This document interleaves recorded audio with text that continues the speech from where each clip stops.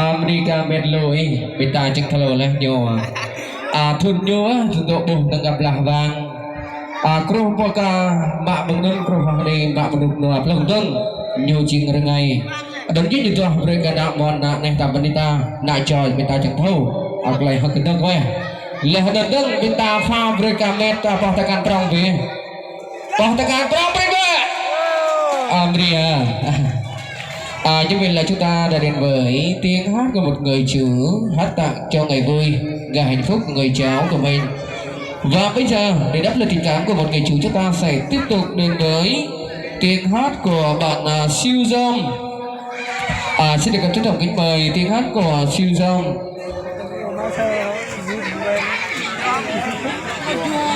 Sau tiếng hát của Siêu Dông, chúng ta sẽ đến với những lời yêu cầu đặc biệt, đó chính là nhân vật chính của chúng ta trong buổi trưa ngày mai. Và hôm nay chắc chắn rằng sẽ sự ra mắt, đó chính là hát tặng cho tất cả quý vị, đó chính là chú rể và quý vị. Alo.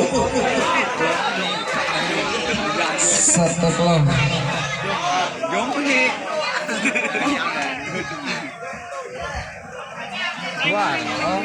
Alo, kau doa sah ya?